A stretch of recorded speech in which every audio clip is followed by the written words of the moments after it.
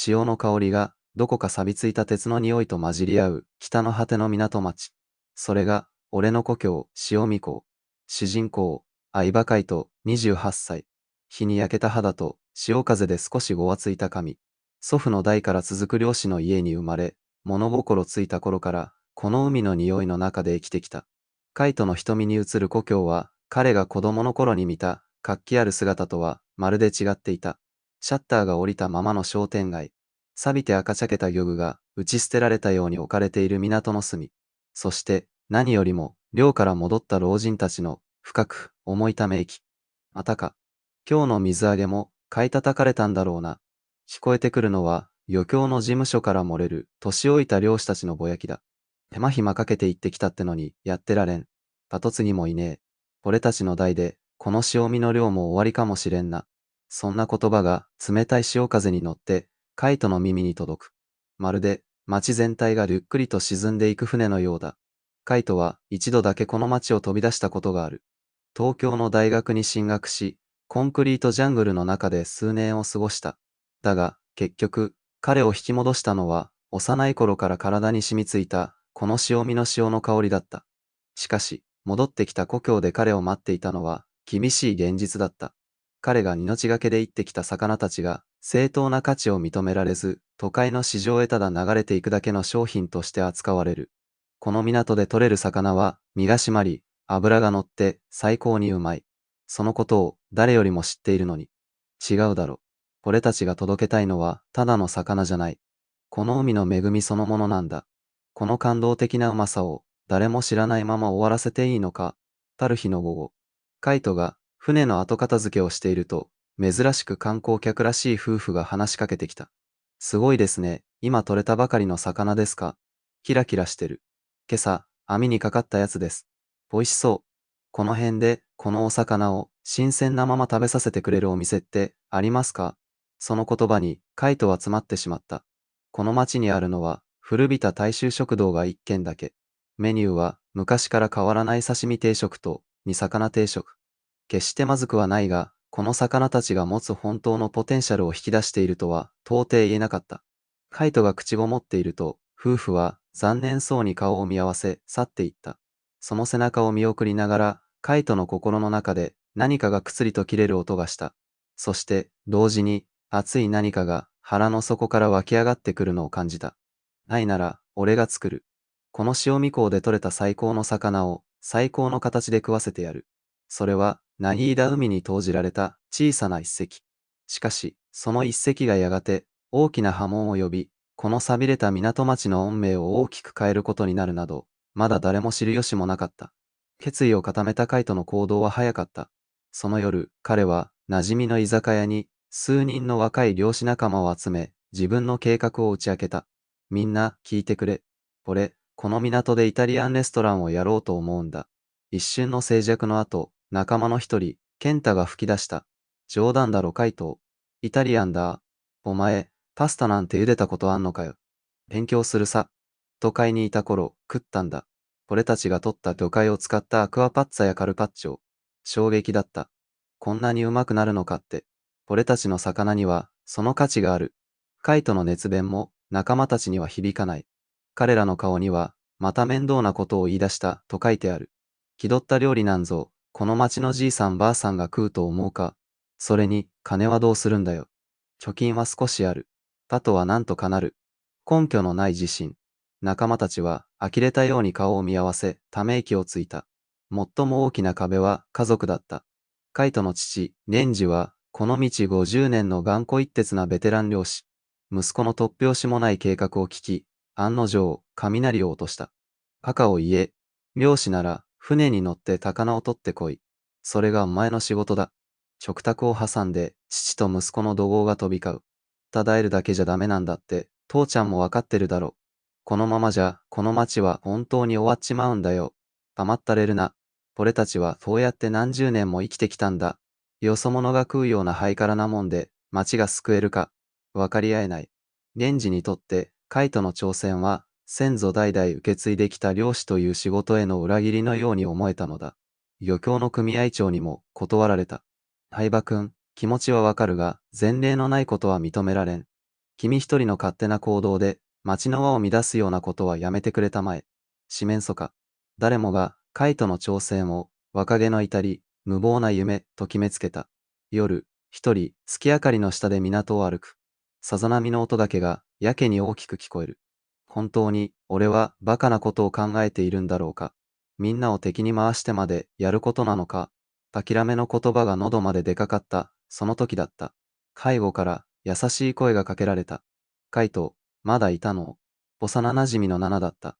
彼女は地元の役場で働きながら、誰よりもこの町の未来を憂いていた。みんなに反対されたって聞いたよ。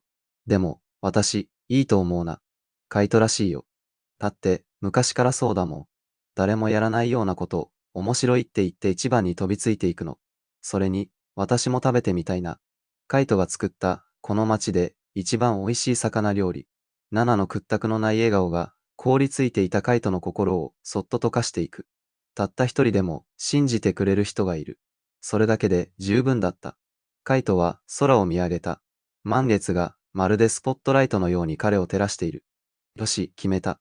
彼は港の片隅で静かに朽ち果てていた古い倉庫を見つめた。かつては網の修理や保管に使われていたが、今はもう誰も使っていない。ここだ。ここから俺の戦いを始める。もう迷いはなかった。引き返す道はない。彼は自分のすべてをかけて、この孤立無縁の船出に挑むことを固く誓ったのだった。俺がやる。そう決意したものの、カイトの前に立ちはだかる現実は、あまりにも高くて分厚い壁だった。当たり前のことだが、彼は漁師であって料理人ではない。これまで彼が作ってきた料理といえば、船の上で食べる漁師飯、ぶつ切りの魚を味噌で煮込んだ豪快な鍋くらいのものだった。イタリアン、どうやって作るんだ？そもそも、アクアパッツァってなんだ？周囲の漁師に料理ができるわけがないという冷ややかな視線は、彼の心をえぐったが、同時に負けん気に火をつけた。見てろよ。絶対に作れるようになってやる。彼の孤独な戦いは、その日から始まった。まず、彼は、町で唯一の書店に駆け込み、イタリア料理の専門書をありったけ買い込んだ。さらに、休日には、電車を乗り継いで都会へ向かい、古本屋を巡って、本場のシェフが書いたという難解な原書まで手に入れた。彼の生活は一変した。夜明け前に船を出し、荒波と格闘して漁をする。そして疲れ果てて港に戻ると、休む間もなく、今度は自宅の小さな台所が彼の新たな戦場となった。パスタを茹でる、塩は湯に対して1%。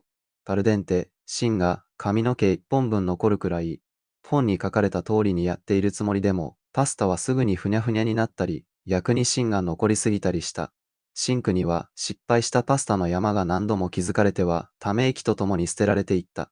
トマトソースは、水っぽくなるか、焦げつくかのどちらか。ニンニクとオリーブオイルの香りを引き出す、弱火でじっくり、という単純な工程が、これほど難しいものだとは思わなかった。そして、最大の壁は、彼が最も得意であるはずの、魚の扱いだった。フライパンの上で、せっかくの新鮮なカレーの切り身が、無残にもパサパサに焼け焦げている。最高の鮮度を誇る海の幸を、自分の未熟な技術で台無しにしてしまう。その悔しさは、どんな不良の火よりも、彼の心を深く傷つけた。彼は、一冊の分厚いノートを用意した。それは、彼の研究ノートとなった。漁から帰ると、市場に出せない魚を数匹持ち帰り、来る日も来る日も、さばいては調理し、味見をし、ノートに書き込む日々。ノートは、油の染みと、魚の生臭い匂い、そして、彼の悔しさと発見の言葉で、あっという間に真っ黒になっていった。そんな孤独な戦いを続けるカイトを、心配そうに見守る影があった。幼馴染のナナだ。カル深夜、いつものように、カイトが台所で頭を抱えていると、ナナが夜食の差し入れと言って、おにぎりを持って訪ねてきた。すごい匂い。毎日、頑張ってるんだね。いや、失敗ばっかりだ。これには、やっぱり才能がないのかもしれない。弱音を吐くカイトに、ナナは静かに微笑んだ。その、失敗作でいいから、少し食べさせてくれないかな。カイトは恥ずかしさと申し訳なさでいっぱいになりながらも、その日、何十回目かに作ったペペロンチーノを小さな皿に盛って差し出した。ナナはフォークでくるくるとパスタを巻き取ると一口食べた。そして少し考えてからにっこりと笑った。まだちょっとしょっぱいかな。でも、魚介の味がすごくちゃんとする。その気遣いに満ちた、美味しい、という一言が乾ききっていたカイトの心に水のように染み渡っていった。涙が出そうになるのを必死でこらえた。そして、ある夜、ついに、その瞬間が訪れる。その日取れたばかりの小ぶりのカサゴを使ったアクアパッツァ。恐る恐るフライパンの蓋を開けると、立ち上る湯気とともに魚介とトマト、ハーブが混じり合った芳醇な香りが鼻孔をくすぐった。スプーンでスープを一口する。盲点を打ち抜かれたような衝撃。魚の身は驚くほどふっくらと柔らかく、スープにはカサゴの骨やアから溶け出した濃厚な旨味が完璧に凝縮されていた。都会で食べたあの感動の味。いや、それ以上だ。取れたての魚の生命力が皿の上で爆発している。孤独な真夜中の厨房で、カイトは一人、小さく、しかし、力強く拳を握りしめた。彼の目には熱い涙が滲んでいた。それは、漁師、相葉カイトが、料理人、相葉カイトへと生まれ変わった瞬間だった。彼の作る料理は、有名なレストランのシェフが作る洗練された一皿とは違う。海と共に生き、魚の命と向き合い続けてきた彼だからこそたどり着けた、荒々しくも、どこまでも優しい、塩味香の味がした。こうして、無数の失敗と、たった一つの確かな手応えを胸に、カイトは、自らの城となる、オンデデルマーレの扉を開ける準備を、ついに整えたのだ。反対の嵐の中、カイトは突き進んだ。決して、多くはない貯金をすべて叩き、銀行からも、可能な限りの融資を受けた。そして、あの古びた倉庫を数ヶ月かけて、自らの手で改装した。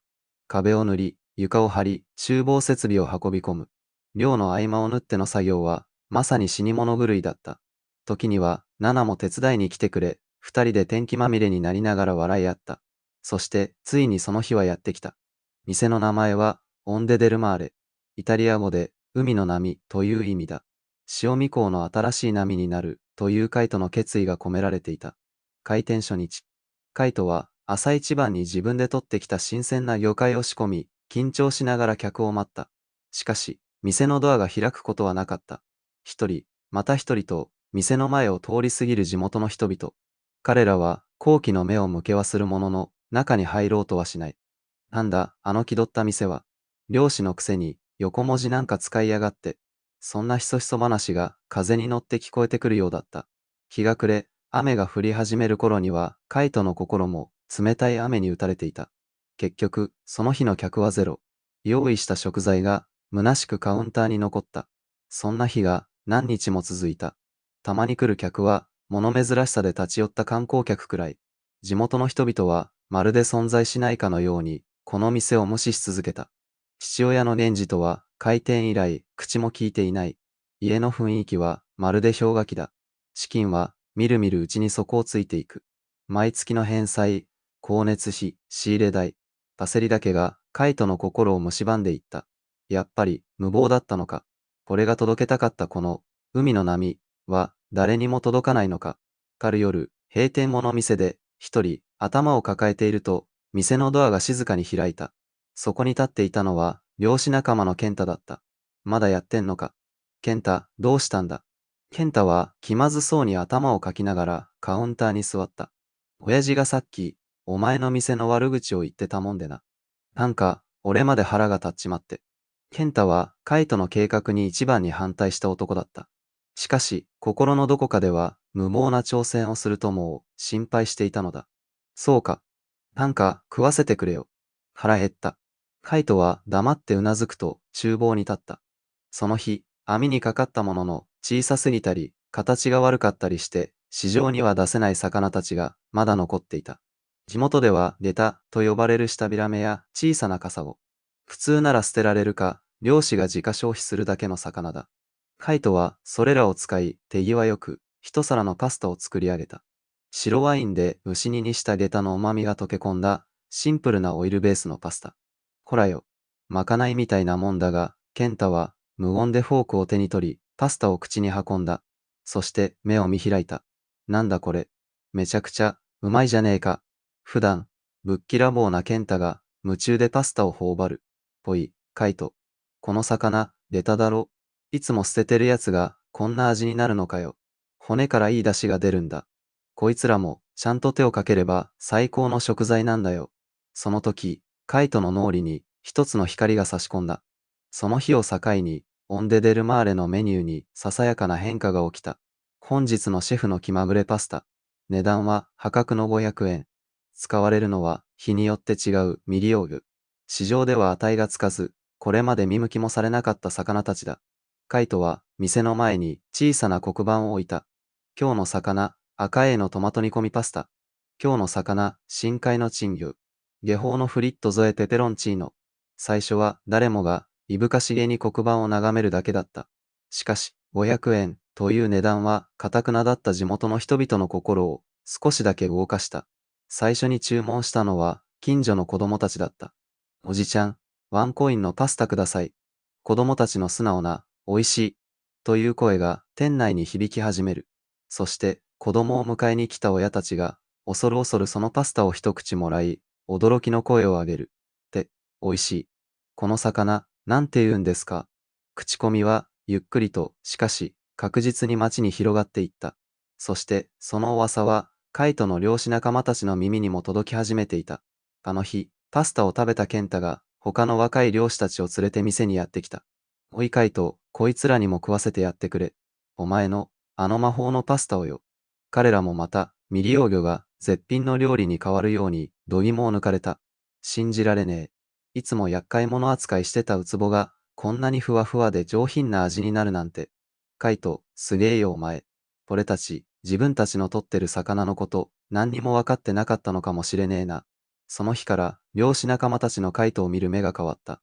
彼らは、カイトの挑戦を馬鹿にするどころか、積極的に協力し始めたのだ。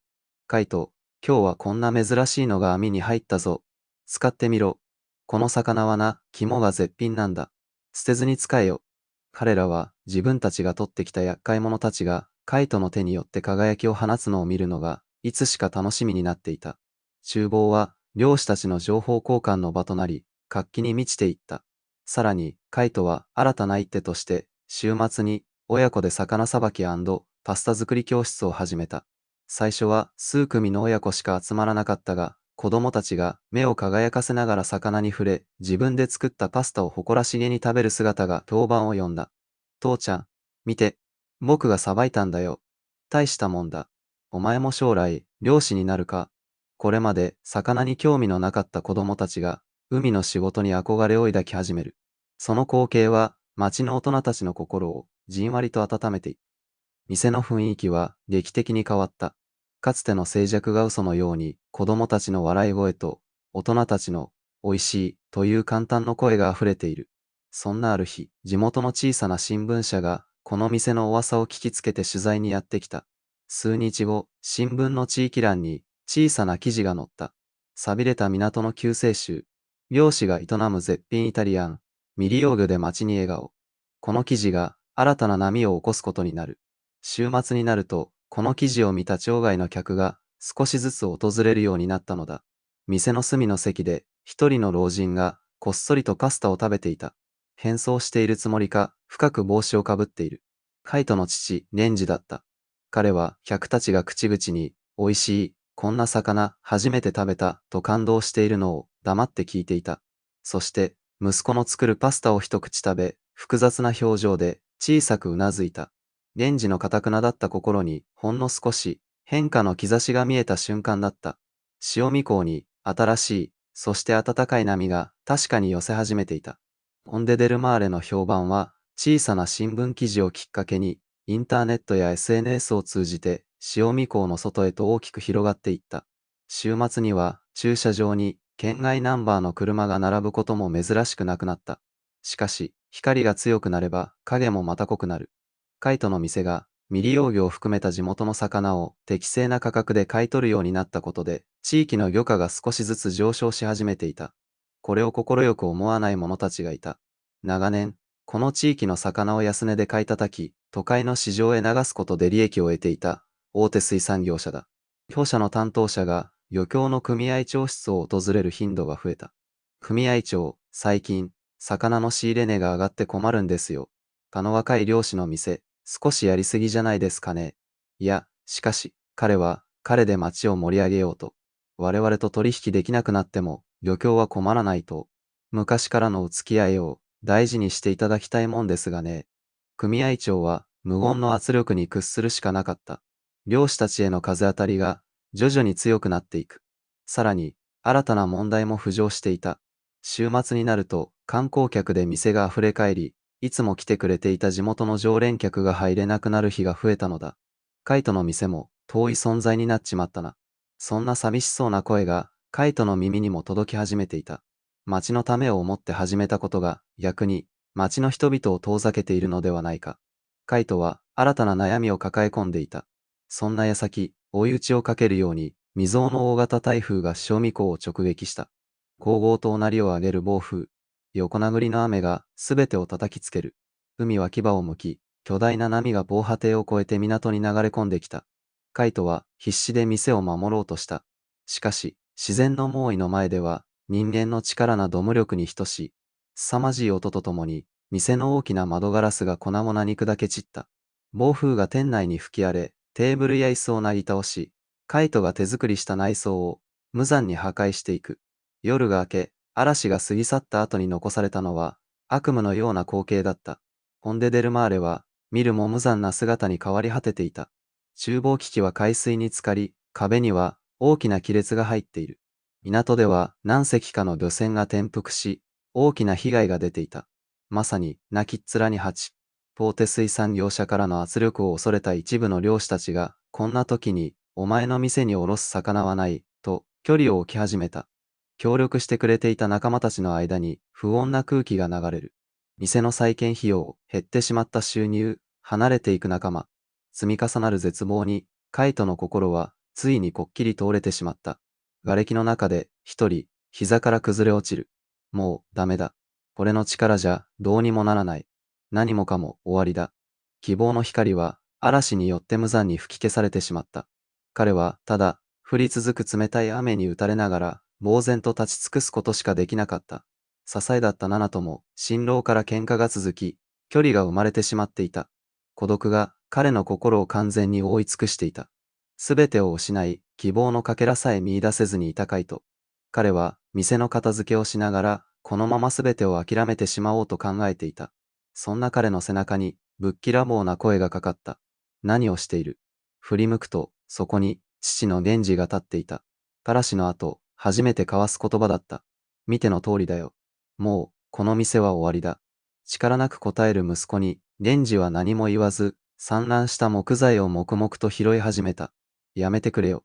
もう、いいんだ。うるさい。手を動かせ。父は、ただ黙々と、しかし力強く、瓦礫を片付けていく。その広い背中が、なぜかとても大きく見えた。しばらくの沈黙の後、源氏がこつりと言った。嵐の後にはな、海がひっくり返る。普段は、深いところにいる、とびきりうまい魚たちが、岸の近くに上がってくるんだ。海は、試練を与えるが、必ず恵みも与えてくれる。漁師ってのは、そういうもんだ。それは、父が、初めて息子に授けた、漁師としての哲学だった。そして、源氏は、泥だらけの厨房に落ちていた小さな鍋を拾い上げ、カイトに突きつけた。腹が減った。何か、食わせろ。カイトは、ハッとした。父の目には、いつものような怒りではなく、深い、静かな光が宿っていた。カイトは、残った食材を探し、カセットコンロに火をつけた。そして、あり合わせの材料で、一皿のトマトソースパスタを作った。ケンジは、瓦礫の上に腰を下ろし、無言でそのパスタを口に運んだ。そして、ゆっくりと咀嚼し、つぶやいた。うまいじゃないか。その一言が、カイトの心の奥底に、凍りついていた何かを、じんわりと溶かしていった。涙が、頬を伝った。その時だった。店の入り口に、見慣れた顔が現れた。ケンタをはじめとする、漁師仲間たちだ。カイト、一人で何やってんだよ。水臭いじゃねえか。彼らの手には、金槌やノコギリが握られていた。その後ろからは、料理教室に来ていた子供たちや、その親たち、ナナの姿も見える。ポジちゃんのお店、僕たちが直してあげる。ごめんね、カイト。私、何もわかってなかった。あなたの店は、もうあなただけのものじゃない。この町のみんなの宝物なんだよ。人々は、口々にカイトを励まし、当たり前のように、店の再建を手伝い始めた。大手水産業者の圧力にひるんでいた漁師たちも、源氏が先頭に立っているのを見て、決意を固めたように加わっていく。カイトは目の前の光景が信じられなかった。これは一人じゃなかった。これが起こそうとした海の波は、俺が思うよりもずっと遠くまで届いて、みんなの心を動かしていたんだ。カイトの目に再び力が宿った。みんなありがとう。彼はただのレストランの再建ではない、新たな計画を胸に立ち上がった。俺たちの手でこの港町全体を一つの大きなレストランにするんだ。それは塩見港丸ごとレストラン化計画の幕開けだった。カイトの店を核として、港の他の飲食店や土産物屋と連携した。共通のマップを作り、スタンプラリーを企画した。観光客に街全体を周遊してもらう仕組みだ。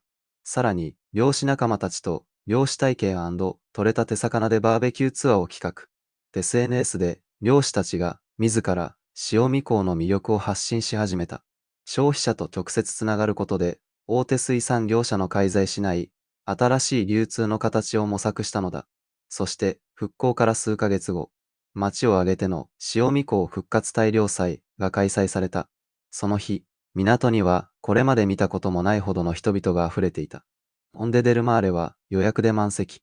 他の店も観光客と地元の人々が入り混じり大盛況だ。港では漁師たちが誇らしげに観光客へ魚の説明をし、子供たちの運営するフリマの元気な声が響き渡る。カイトは活気に満ちた港を店のテラスから見渡していた。隣には優しい笑顔のナナがいる。視線の先では父のデンジが観光客の子供を肩車して大漁旗がはためく船を指さしている。その顔はカイトが今まで見た中で一番幸せそうな笑顔だった。これだ。これが見たかった景色はこれだったんだ。オープニングで見ていたあの寂れた港。今、同じ場所に立って見る景色は全く違う。人々の笑い声、活気、そして希望。一人の若い漁師が起こした小さな波は、多くの人々の心を巻き込み、やがて街全体を包み込む、暖かく、力強い大きなうねりとなった。オンデデルマーレの看板が、夕日を浴びて優しく輝いている。これは、一皿のパスタから始まった、港町とそこに生きる人々の愛と再生の物語である。それではまた、次の動画でお会いしましょう。